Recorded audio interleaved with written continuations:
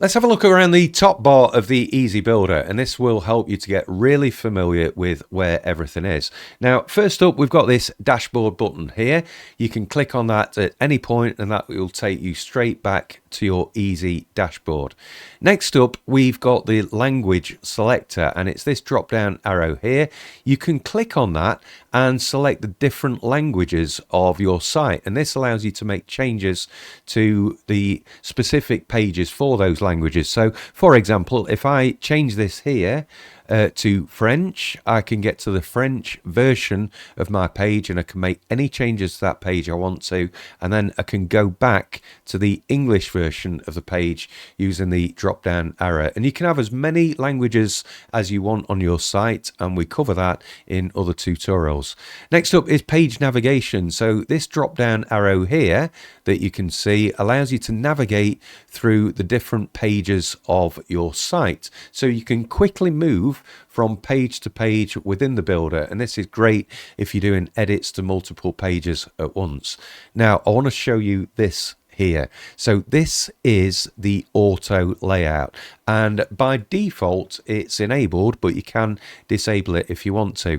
Now the auto layout feature automatically adjusts the height of containers and sections based on their content. So for example, if you're editing this design just here, and you can see this piece of text has just a couple of lines, let's say you want to paste more in there, you can see that the whole section has been adjusted. It's automatically increased the section height and it's pushed the elements below downwards. And similarly, if you reduce the size of the text, like I just have done there, the section height will automatically reduce and adjust. Now, if the auto layout, which is just up here, is disabled, the section height will not increase or decrease automatically, and you'll need to do that bit manually.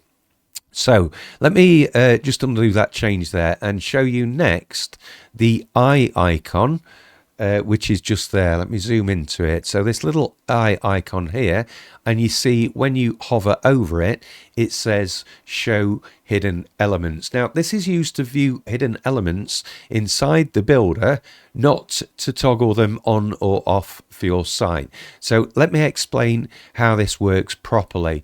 So you can hide any elements on specific devices by selecting the element. So let's say I want to hide this button here. I'm going to select the element there and go into the settings panel.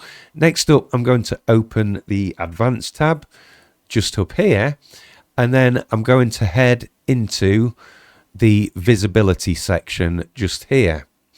Now notice I can hide it on various different devices. So I can hide it on a mobile, tablet, desktop, mobile and tablet. So let's hide this button on the desktop, and you can see now I've done that, the button itself has disappeared on the desktop. So that is now hidden, and visitors to the page won't be able to see that. It will stay hidden unless you go back into the visibility settings and change it. So now if I click on the eye icon just at the top here and go to show hidden elements, you can see the button now appears. Now this does not make the element visible to visitors. What it does is allow you as the designer to see all hidden elements on this page inside the builder, and that's useful if you want to quickly check what's hidden, edit those elements, or change their visibility settings. But it does not act as a show or hide shortcut. When I turn the eye icon off again, those hidden elements disappear from the view inside the builder, but their visibility settings stay exactly the same. If I want to change those, it's back into the settings panel just here, and there you can see everything is back to normal. So just remember, visibility is controlled in the element settings, and the eye icon is simply a designer view to help you see hidden elements while you're working.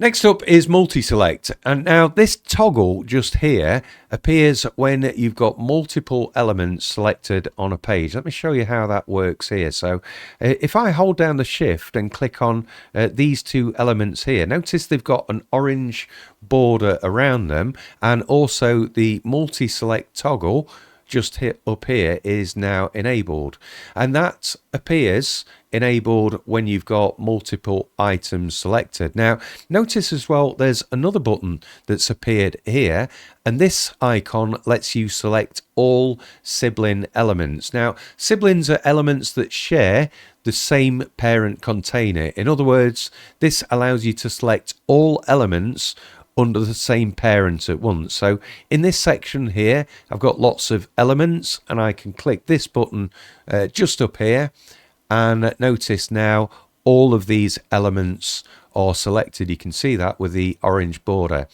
It's important to note you cannot select elements from different parent containers using multi-select. So let me show you again. If I hold down the shift key as I click items, you can see the orange border now appears, and I've multi-selected those items. And now this toggle is set to on, and if I turn it off, you'll see that the items have been deselected. Next up, we're going to have a look at the grid setting. It's this icon just here on the top. Now you can turn this on at any point, and what that does, as you can see, is it puts a grid onto the web builder, and that is something you can use to guide yourself. It's a box that you can work within, and it helps you to align items, and you should always work within the grid rather than taking things outside of it. Now next up, we've got the undo and redo buttons just there. So if you make a mistake at any point in your design, you can just hit those buttons to undo, and you can redo an action as well. Next up, we'll have a look at these device buttons here. Now these buttons show you what the page looks like on various different devices, and you can go through those and quickly view what the page will look like on a tablet, a large mobile and a small mobile. Now next to that, you've got this auto save feature just here. Each time you make a change on the page is automatically saved. So if I just very quickly make a change, for example over here, notice that very quickly that made a change and saved it, and that's continually updating. And at any point, if you want to rewind a version of your page, don't forget that just down this side here you've got the version history button just there, and that allows you to go into different versions of the page and even restore them if you want to. Now finally, we've got this preview button just here, and this preview button you can click on and you can preview any of the changes that have been made. You can hit that button there, and that will preview the version of the page that you've updated. Now if you want to, you can click the little drop down arrow and view the published version of the page, and that's the one that's actually live and published, because all of these auto saves happen as you're designing the page, but the page itself doesn't go live until you hit this publish button just up here. And when you do that, the version of the page that you've just updated will be live and available for your visitors. So that is the top bar of the Easy Builder.